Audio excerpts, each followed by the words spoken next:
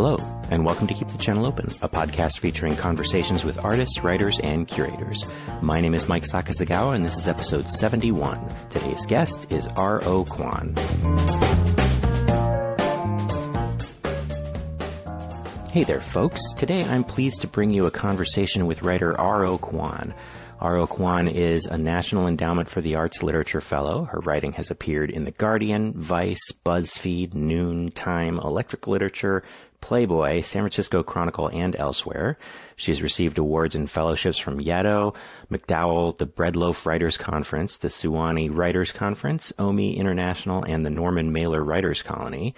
And most relevant to this conversation, her debut novel, The Incendiaries, was just published by Riverhead Books, yesterday, in fact, if you're listening to this on the day that this episode airs. Now, I have to say, The Incendiaries is one of the best books I've read so far this year. I'd already enjoyed R.O.'s nonfiction before, particularly her piece about watching the Pyeongchang Olympics as a Korean American, as well as her piece for The Cut, which was entitled Why I Don't Leave the House Without Putting on Black Eyeshadow. And I put links to both of those pieces in the show notes, so do check them out.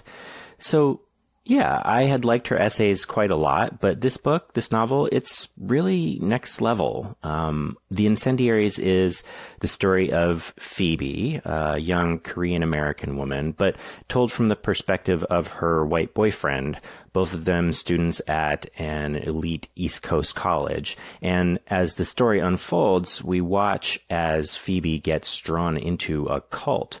Mind you, this isn't giving anything away. You find out on the first page about an act of domestic terrorism Phoebe's cult is involved with. Writing for The Rumpus, Christine No compared it to a Haruki Murakami novel, saying, alongside Kwon's persistent, driven prose is a narrative of personal and interpersonal unraveling. Kwon cultivates a palpable emptiness, a space to feel the growing sense of loss that progressively saturates these pages. I think it might also be apt to compare it to Faulkner for its close stream of consciousness style perspective. Certainly as a stylist, she deserves to be up there in the pantheon of American literary deities. Now, as I mentioned, the book was just published yesterday, July 31st, and R.O. is currently on tour. She'll be in LA tomorrow, August 2nd, at Skylight Books. That's with Jade Chang. On Friday, August 3rd, she'll be here in San Diego at Warwick's in La Jolla with Liz Huerta. And then after that, she's headed to New York, Cambridge, Massachusetts, Denver, back to the Bay Area, Chicago, Vegas, Portland, Austin. Really, this is a huge tour, and you can get info on all the dates and locations on her website at ro-kwon.com/events. And I'll put a link in the show notes for that. Okay. If you'd like to join in the conversation, you can use the hashtag ChannelOpenFiction to live tweet the episode. And now here's my conversation with R.O. Kwon.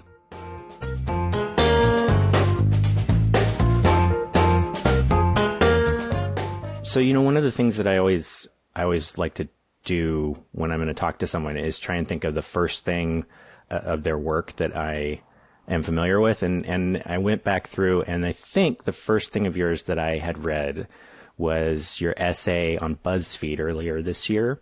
I'm Korean American and I can't watch the Pyeongchang Olympics. Yeah. And I just remember, just being really moved by that piece. Oh, thank you. One of the things that I was sort of thinking about, because obviously the main thing I'd like to talk to you about today is your book, The Incendiaries, which I also loved. The only reason that I didn't read the whole thing in one sitting is because at a certain point I realized I had to go to work the next day and I should probably go to sleep. I think it was like 1:30 in the morning. But yeah, I really loved it. Thank you so much. I'm so glad to hear it. Thank you. So one of the things that I was thinking about, since the first thing that I had read of yours was this essay that you'd written, ostensibly about the Olympics, but really it's about borders and about the partitioning of Korea. It's about a lot of things, about Asian American identity. And that was sort of what I had on my mind when I started reading the book. Mm-hmm. Mm-hmm. And one of the things that I thought was interesting about it is how the book isn't exactly about the same kinds of things, although it's sort of underneath a lot of it in that. Does that sort of make sense? Yeah. So throughout this book, you have, one of the three major characters, John Leal, his backstory involves getting put in a North Korean prison. And then one of the other major characters, Phoebe, is Korean American herself. Mm-hmm. So there's a way that some of the things that you talked about in that essay seem to sort of lie underneath the novel without being really completely explicit. I thought that was sort of an interesting framework for as I was thinking about the novel. Mm-hmm. And I was wondering if we could talk about that a little bit. Yeah, that's a really interesting question. No one's quite asked that.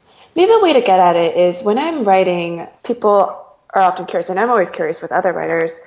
People always want to know who writers are writing for, I think. And I always say, I'm thinking first of myself. I'm writing for myself. I'm the first and last person who has to get it right for me to feel okay letting go of a project. That said, and that's true, I think, it's almost impossible for me to think of anyone else, any other kind of audience while I'm writing.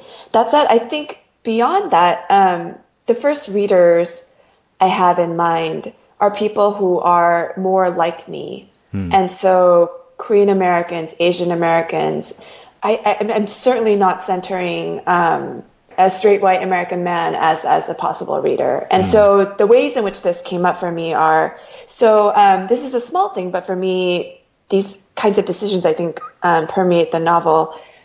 A copy editor asked at some point, because Phoebe has her English name, Phoebe, and then she has her Korean name, Haejin. Mm-hmm. And the first time Haejin comes up, a copy editor asks, very reasonably, should there be a note to just say this is her middle name, this is her Korean name?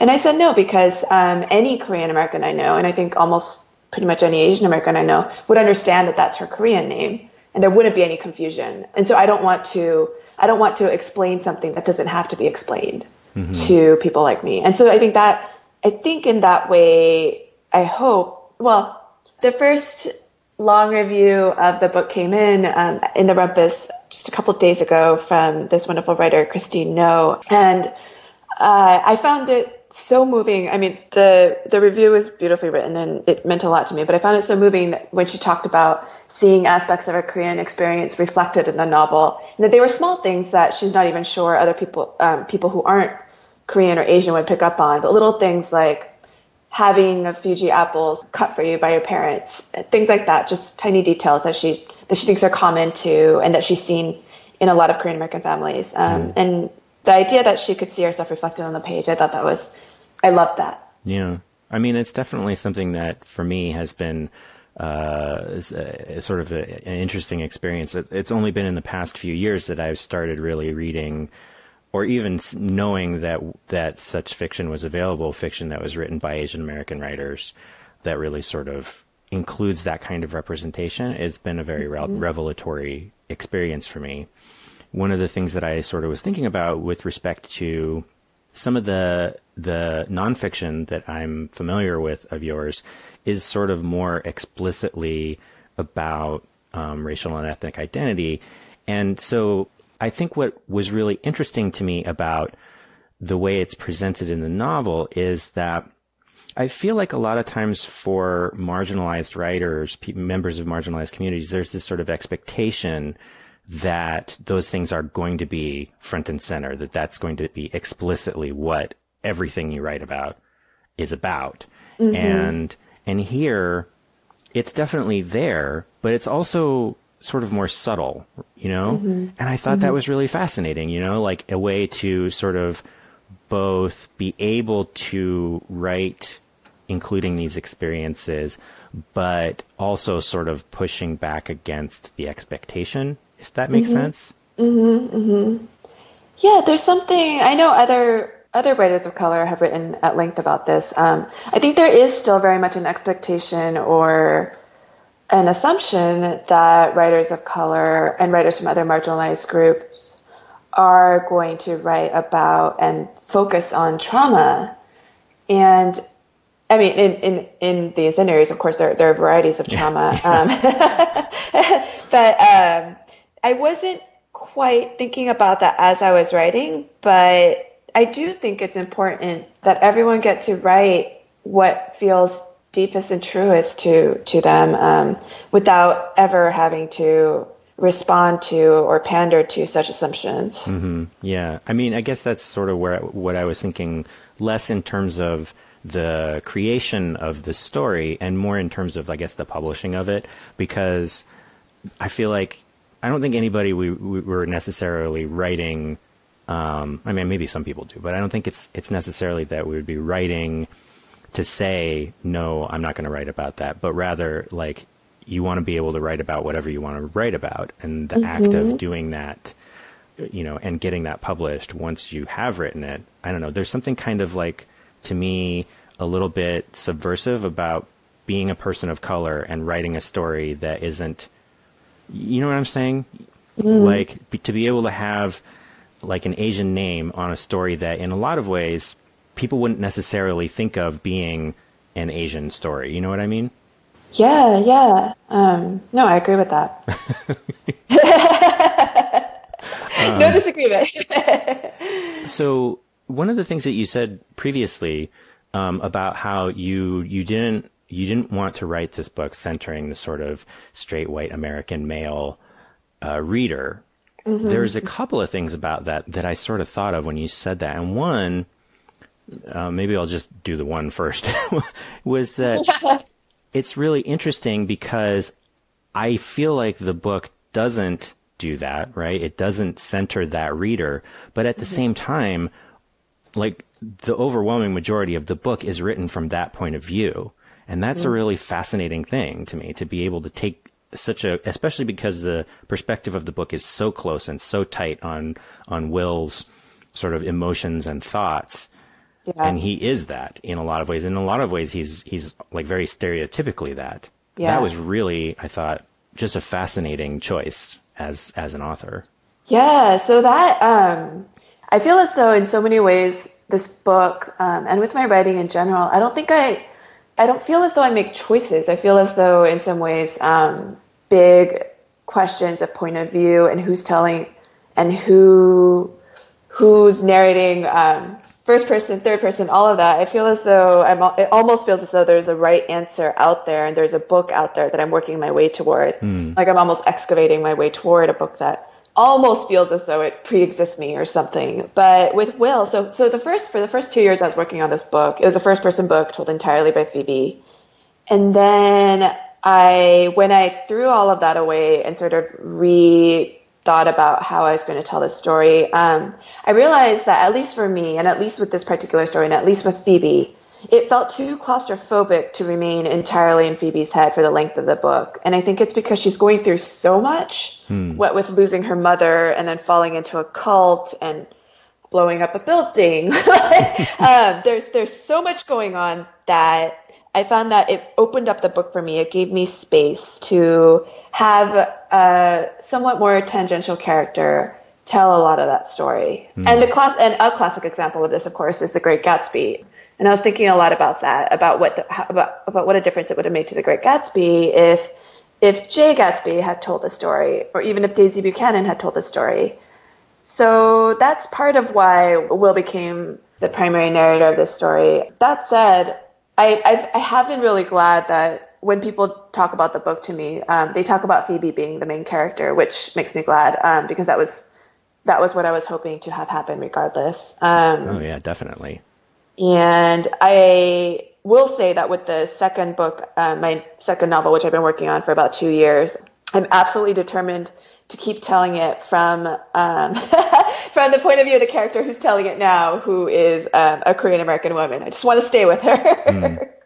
The comparison to The Great Gatsby is one that sort of occurred to me as well when I was reading it, and particularly because there's so much in this book that is about, well, one, about wealth and about how we perceive wealth and how the characters perceive wealth, but also just in general about this idea of people inventing themselves, people, how we see each other and how we want to be seen, how the characters want to be seen. And in that, like setting it in college, in a college milieu, makes perfect sense because that's such a time when people are sort of explicitly reinventing themselves and sort of trying on different identities. But I just thought that was really interesting, Oh, thank you for saying that. Yeah, that was part of why I wanted to set the book in college, because college is such a liminal time when college is a time when people are figuring themselves out, are changing. When a lot of people, especially if people go away from home to go to college, when people have a chance to rethink how they want to be seen, when a lot of people start reinventing themselves, I think. And so that was part of what was exciting for me about setting the book in college. Also, as I read in some of the research I did into cults and terrorist groups and religious groups, a lot of these groups do focus on recruiting people from high school and college right around that age because of this, because people are in a state of change. I mean, it's all of the characters, or at least the two main characters, Will and Phoebe, are at this moment of change, but also dealing with, there's this really profound sense of longing and even self-loathing from each of them in different ways with different focuses. And that also seemed like a pretty major sort of theme of the book is like what we do with that sense of longing and what we will reach for to try and fill that hole, Yeah, they all want so much. Yeah. I think that's part of what draws Will and Phoebe together at the start. And that is part of what draws them to John Leal too, and what John Leal sees in Phoebe initially, is this desire for elsewhere, this desire for more. There's a part in there when John Leal talks about how Christianity just doesn't fetishize pain, but it sees the possibilities of pain. It sees how cut flesh is more open than closed flesh. And and in different ways, they've all been very hurt. And I think that makes them more available to other answers than the ones that they've been given. Sort of going back to the other thing that I was sort of thinking about was this question of who the reader is. And there's a way that's sort of very almost like explicit in the text because of the way that the whole thing is told as a recollection by Will. Even the parts that are told from Phoebe's point of view, ultimately those are reconstructions by Will, as you find out later in the book. The thing that really strikes me then is that, here's this man and he's talking, and it left me to wonder, like, who is he talking to exactly, And I was sort of wondering if you had it in mind. Like, you don't have to say, obviously, if you'd rather not, but if that was something that you had in mind, like who he's talking to, or if it's just sort of an open question for everyone. No, that's a great question. I think he is telling this story because I know this is it seems like an unimportant question, I think, but I think I often, when I pick up a book, especially a first-person book, I start wondering why this person is telling this story. And I think I love when a possibility of an answer is given. And with this book, it's a story that Will is telling, and it's very much driven by his desire to try to understand what happened. And so, in a lot of ways, the person he's thinking about the most and the person he's addressing, one of the people he has in mind is definitely Phoebe. Yeah. It's a way of his, it's a way for him to try to understand, and yeah, I'll stop there. I mean, there's very early on in the book, there's even a line where he seems to be speaking directly to the reader, but addressing the reader as Phoebe, where he says something like, you always said that I didn't understand and I'm trying, something like that. I don't have the exact line in front of me, but there was something like that. But even that, what's interesting to me about that is that he could be, that was what sort of occurred to me as I was reading it, is that maybe he's talking to Phoebe, but in a lot of ways it also sort of felt like he's almost talking to himself a lot. Yeah. Because so much of the book seems to be some kind of him trying to justify to himself or to whoever's reading it what, how he was during these things. Yeah, that's really beautiful. Yeah, I think that's part of part of who Will is, and that's part of what leads to, I guess I shouldn't give anything away, but that's part of what causes the story to unfold the way it does, at least for Will, is he does have some trouble seeing outside of his own point of view, I think. And yeah, so you're right. He does, in various ways, he is justifying what happened to himself while he's trying to understand what happened. One of the things that I found really the most, I'm not sure what exactly the right adjective is. Like, I, on some level, want to say troubling, but that's not right. And on some level, I want to say satisfying, which is right, but not complete. But just the way that we spend the most time inside Will's head. And because of that, we have this real tendency towards empathizing with him and seeing things from his point of view and sort of identifying with him just because he's the narrator. And at the beginning of the book, I feel like you, or at least I had this sense of like, he seems like a little bit clueless, but like more or less an okay guy, a guy who wants to try and be decent. But then that really changes as the book unfolds, and you see all of these ways that he's really not as good as he wants you to think he is.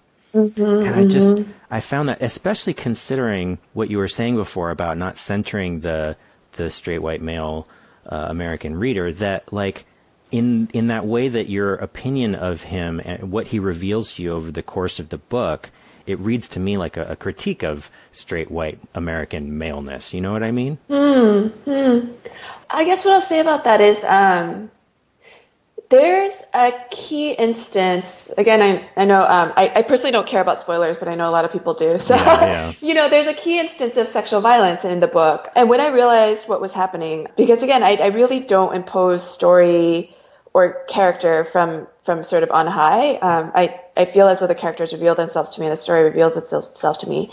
And when I saw that starting to happen, I tried really hard to take it out. I didn't want it to happen. I didn't want to have that as a point in the story. And I realized as I was trying to take it out and as it kept trying to like push itself back in, as I was rereading the parts of the book I already had and seeing why it felt so necessary, that there are ways Will looks at women. There are ways, there are parts of who Will is that made what happened seem inevitable in that moment. Yeah. And so I think it is in some ways the book is, I hope the book is deeply feminist to its core.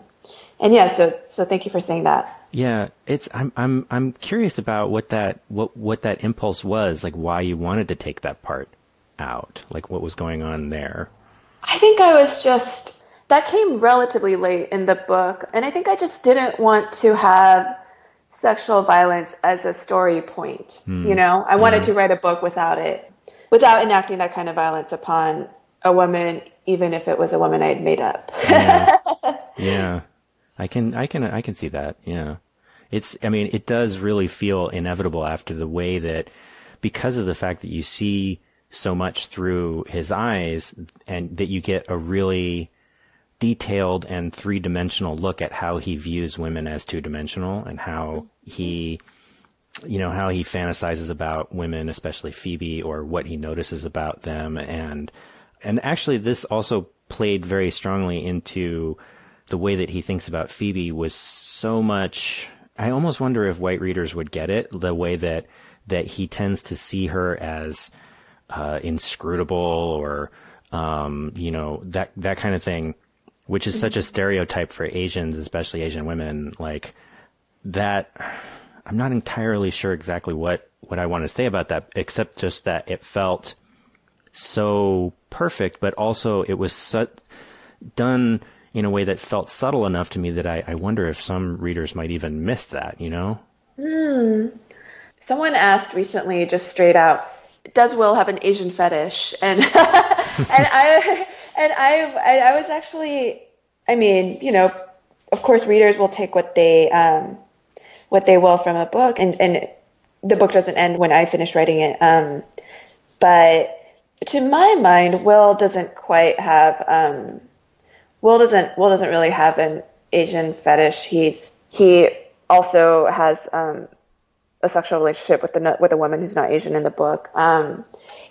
And I'm also not sure that he sees women quite as being two-dimensional, but he does see his needs and his wants as a priority, and so yeah, he does think that he's a much better person in some ways than he turns out to be. Yeah. Yeah. Yeah. Another thing that obviously that I was thinking of is how, because this story is told as a recollection and in some parts a reconstruction, in a lot of ways it seems like it's very much about memory and about how imperfect memory can be. There's even, I wrote this part down, there's a line at one point in the book where this is pretty explicit. He says, "I'll emphasize this lack of alcohol because, teetotal as I soon felt, I should be able to retrieve more of what followed. Instead, for the most part, it's lost. I have the outline, bits of conversation, fitful images. Wide swaths of it, though, have blurred as an old film. Is that the problem? I've reviewed this initial feast with them so often I've smudged it with my fingerprints." And, so because of the fact that he's telling us all in the future from the events, there's this inherent unreliability to the whole narration. And that also, partially just because, in that particular excerpt, there's a photography metaphor, and I'm a photographer, so that jumped out at you are. But photography is often so much about memory too. And so I find whenever I find works of art that are sort of grappling with that imperfection of memory, that it's really fascinating to me. Yeah. First of all, the narrator of my second novel is turning out to be a photographer, and so I've been reading as much as I can about photography, and realizing how little I know about it. But, photography being so much about memory. Yes, I think that's part of what's drawing me to photography for my second novel. But back to the Incendiaries. I think I am so interested in general in how imperfect memory can be, and people have been calling Will an unreliable narrator, and asking about that part. And yes, he's not the most reliable narrators, but I honestly don't think, I don't really see that as a divide in general. I think all narration tends to be unreliable to some extent or another. I think even at the simplest level, when I see someone at the end of the day and they ask, "How was your day? What did you do?" and I say something, I'm already shading it by what I choose to pick out. I'm already sort of glossing over things, making things inaccurate. And I think I am fascinated by that, by the mismatch between what happened and what we can tell about it.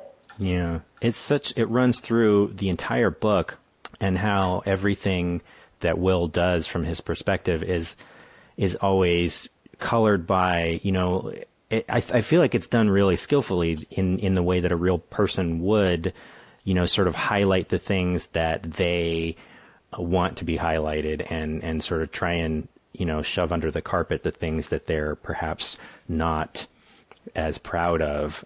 I really liked the way that was done. So, yeah. Thank you so much. So before we go to the next segment, I did want to just ask very briefly about the epigraph. And it's a quote from Clarice Lispector. At the bottom of everything, there is the hallelujah. And there is something about that quotation. I haven't read the book, the Lispector book, but there's something about that quotation that it fits the novel perfectly, and in a way that feels very resonant, but also like I can't quite put my finger on what it is. Yeah, I love Lispector so much. I love that line. I love that novel. I think sometimes at the time, somebody once asked T.S. Eliot what he meant when he wrote in Ash Wednesday the line, "Lady, 3 white leopards sat under a juniper tree," and he responded, "I meant, lady, 3 white leopards sat under a juniper tree." And I really don't think he was being evasive or coy. I think he was saying the line conveyed as much of his intention as was possible, and that he couldn't really add any more. And similarly, I don't think I can add anything by explaining why the epigraph felt right. That's a fair point. Yeah. But I love that line a lot. And I'm really glad that you responded to it. I think one of the things that I think about, and I thought about this through the book in several points, is, to me, one of the first things that comes to mind when I think of the word hallelujah is the Leonard Cohen, Jeff Buckley song, which is very much about sort of using this sort of ecstatic religious language to describe a sexual experience. There are points at which, when Will is describing his sexual experiences, he uses very flowery language to do that.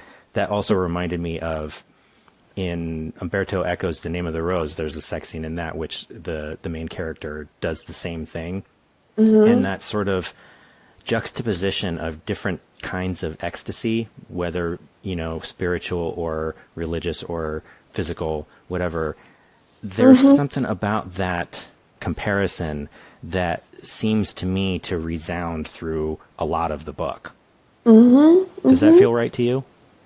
Yeah, for sure. I don't know how much you've read from like saints and other accounts of well, to put it differently, while I was reading the book, and certainly while I was religious too, because I grew up so religious, I've read a lot of books written by saints, written by religious people, grappling with religion, and so much of that is just like soaked through with, the books are soaked through with the language of love and with the language of ecstasy. And I don't think that these feelings necessarily come from very different places. I mean, Christians talk very overtly about falling in love with God. And from my own experience, when I became deeply religious, it did feel very much like falling in love. It felt like an all-consuming love.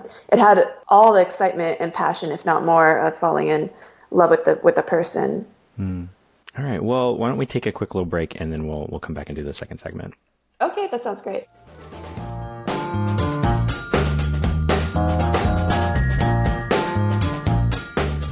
So for the second segment, I invite the guest to bring a topic of their own, which could be whatever you'd like to talk about, whatever's on your mind. So what would you like to talk about today?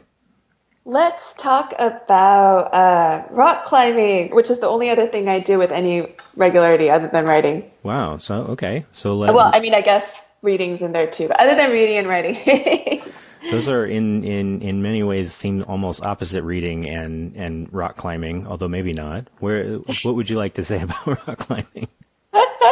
I don't know, except that I love it so much, and I don't know why more people don't do it. I guess it's getting more popular, but I started rock climbing with my dear friend Colin Winnett, who's a wonderful writer, and I think that was 2.5 years ago. And it's the first form of, I guess, of exercise I've ever found that doesn't feel like exercise. It just feels, it feels frustrating, and it feels great, and it can be heartbreaking. It's all of that, but it's all consuming in a way that I find to be really helpful and a good counterpart to writing. Because when I'm on the wall, I usually go bouldering. I've gone top roping too, which is when you're tied to somebody. But bouldering is free climbing, and so you don't have anything holding you up. So when I'm on the wall and I'm 14 feet up and reaching for the next hold, there's no way for me to be worried about my novel or whatever it is I'm working on in that moment. And so it completely clears my head. And so I honestly don't know how I kept myself together before I started doing this, because people say that yoga does that for you. But, and I know this means I was doing it wrong, but I did yoga for years and it never cleared my head. It only ever, during Shavasana at the end, when everyone in corpse pose, when you're supposed to lie there and you're supposed to clear your head, I would always immediately start making to-do lists or worrying about my novel or just worrying about small things. So yeah, and I feel so lucky to have found rock climbing. It's in this last month before the book comes out, I find that I've been wanting to climb more than ever. This is actually a primary thought. This is a central thought in my mind with book touring, is how on earth I'm going to get rock climbing in. Do you usually climb like in a climbing gym or outdoors or? In a climbing gym. Yeah, I know a lot of good climbers say that there's no substitute for outside climbing and that you should go outside climbing. But I think I'm borderline allergic to sunlight. I really don't like being outside during the daytime, and so a gym it is. Yeah. There is definitely something. I've only been rock climbing once, and that was when I was in high school, and it was actually in Joshua Tree, like out on a big rock. Oh, and yeah. I think there's something about it that you like, just like you say, it's very focusing because if you want to not fall, you really have to be giving your complete attention to what your body is doing. It's not something that I've taken up before, but what I think is interesting is what you're talking about seems to me really to be a form of meditation, that by having this focus for you, a physical focus, that allows you to sort of escape what might otherwise be going on in your head. For me, I have never been good at finding that through something like yoga or literal meditation, but I do get something very similar out of running, that when I'm out on the road, especially if I'm running when it's dark out and it's quiet and I'm running really hard, it's something that the inside of my brain gets quiet in a way that it just doesn't in other times, which is, it is kind of addicting. Yeah. And and it feels like a reset. Like my brain feels better after I've been climbing. And yeah, I think I agree with you in that the only other times I've found that I found my way to that sort of mental space where I'm just not really thinking about anything except the task at hand, is when I've been taking part in any kind of exercise that's just really, really hard, like physically difficult. But that tends to be a hard place to get to, at least for me. And I ran cross country when I was in high school, and I ran so much for that, and that after that, like I've sworn like never to run again. I get deeply pissed off if I have to, run a little in the airport because we're gonna miss a flight. But no, I remember that in cross country when I was running really hard in a race, and that would happen too. That was definitely available there. Yeah, there's something about, I think in both sports, whether it's climbing or running, where you get in a sort of rhythm, and your body just sort of takes over, and sort of it's unlike anything else that I can think of, except, actually now that I think of it, there are times too when things are flowing really, really well, when it happens for me a lot more often when I'm photographing than when I'm writing, although it has happened when I'm writing. But that sort of state that they call creative flow, I think that almost seems a little similar too, where it almost seems like when things are really clicking and you get in a rhythm, it's almost like you're watching yourself do it from the outside, For me, when I'm writing, and this doesn't always happen, of course, and I can never force my way there. It happens or it doesn't happen. But when I'm writing, if it's going really well and when I'm really deep into it, I lose all sense of myself. Like I lose all sense of who I am, or I lose all sense of ego. That goes away, and it just becomes all I'm focused on is trying to make the sentence I'm working on the best version of itself it can possibly be, the truest version of itself it can possibly be. And I love that so much. I love being there. It's my favorite thing. But it's so hard to get there. But once I'm there, and I always lose track of time, I'm never sure when it starts or when it ends. And I think some of my best writing, maybe even all of my best writing, happens when I'm in that place. Yeah. When you're not really thinking about it so much, and it's just sort of coming out all in one go. Yeah. It's less that it comes out all in one go, because I'm such a painstaking, I write so slowly, and I write with such, and I revise so much as I go. But I think for me, it's more about just maintaining that level of attention for any length of time, and not feeling so scattered by other things. Yeah.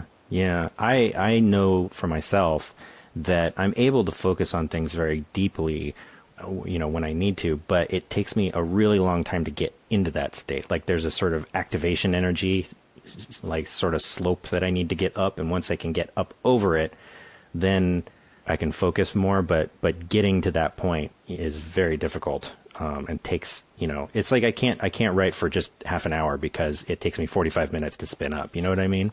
Yeah. Yeah, for sure. I write best when I have hours at a time. So I love residencies for this reason. I love artist residencies because they provide a space in which I can really I don't really have to leave the world of my novel for, 3-4 weeks on end, essentially, which is an incredible thing to have happen. And every residency I've ever had has been such a gift. That said, I have heard I don't have any kids. I've heard from people who have kids that they've learned that after having kids, they figure out ways to drop into that space much more quickly. And I wonder if that's available. But for me, I definitely it's hard for me to write when I don't have hours on end. Yeah. Yeah. I have 3 kids. So. Oh, wow. Sometimes you make do the best you can, but there's still nothing quite like, I guess what it is more that, when I need to just find a minute or two here and there to work on stuff, I can do that, but it doesn't feel as satisfying. It doesn't feel like that sort of flowing creativity. It really feels more like work at that point. Yeah. Oh, interesting. It's part of why I was joking that I was just going to write an essay against lunch, and then and then someone was just like, "What? That's all the essay is going to be. It's a diatribe against lunch." But I hate lunch. I will never get lunch with people unless I'm traveling, and then I'll make more space for it, if it's for work or something. But I'll never get lunch just for fun, because lunch just destroys my ability to conceive of having hours on end of time. I'm very nocturnal, so I go to sleep pretty late, and so for me to have lunch means that the entire day is just broken up and destroyed, with being out in the world, with, like a food that I'm not used to. Death to lunch. I've never heard anybody say death to lunch before. What I think is interesting for me, and it's a little different, I think, well, I'm sure it's different for everyone. One of the things that I find really sort of fascinating is that different sort of modes of creativity seem to come more or less naturally to me. Like the easiest is photography. For whatever reason, I can lose myself in a shoot really, really quickly. And, when I notice something, that I want to take a photograph of and to work a scene, I can drop into that just immediately and very quickly get into that state of sort of outside myself, of not really thinking about it. Whereas writing is always a lot more difficult. And in particular, what I notice is like when I want to write nonfiction, that often comes fairly easily too. But writing poetry or writing fiction is just like impossible for me. Anytime I've ever tried to write fiction, it's been just a real grind. And it's one of the reasons why I'm always so impressed by people who can write a whole book.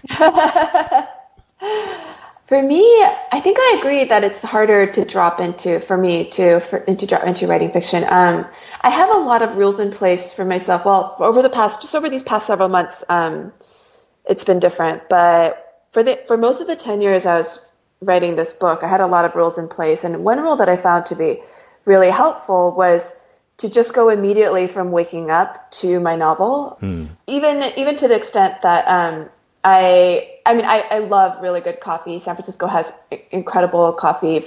There was a period when I would grind my own coffee. I was a grind my own coffee kind of coffee person. But then I realized that took so much time that it was really getting in the way of getting to my writing, and I need coffee to start writing. And so I got a Keurig machine, even though the coffee tastes like hell, because I really want to be able to just roll out of bed, get coffee, get water, and then just start working. I have I won't talk in the morning rule. And so I live with, I have a husband, and he's on weekends.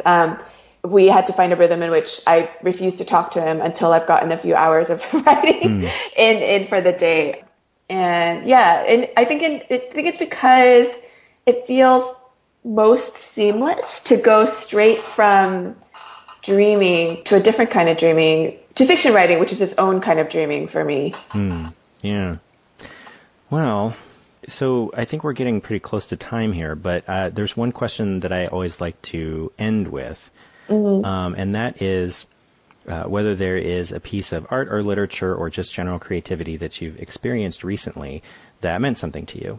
Yeah, so many, but a book I really loved that I read recently by someone who I didn't know at all. Her name is Anko, and she's Korean, lives in Korean.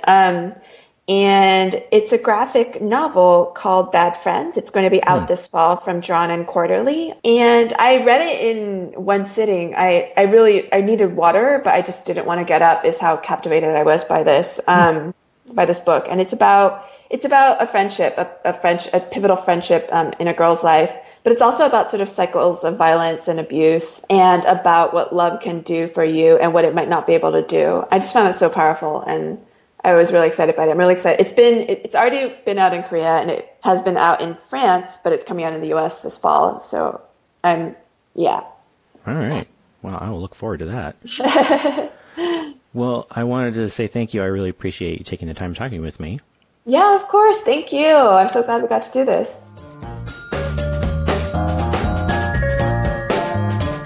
Okay, as I mentioned at the top of the show, R.O. Kwon will be at Skylight Books in Los Angeles tomorrow, August 2nd, and she'll be here in San Diego at Warwick's on Friday, August 3rd, and who knows, you might even see me at the Warwick's event.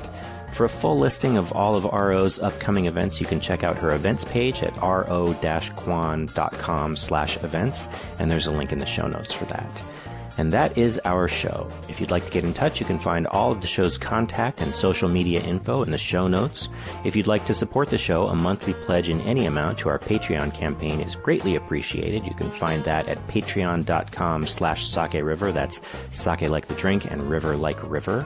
Our theme music is by Poddington Bear. You can find more of his music available for licensing at soundofpicture.com. We'll be back on August 15th with a conversation with poet Natalie Eilbert, so be sure to come back for that. And until then, remember, keep the channel open.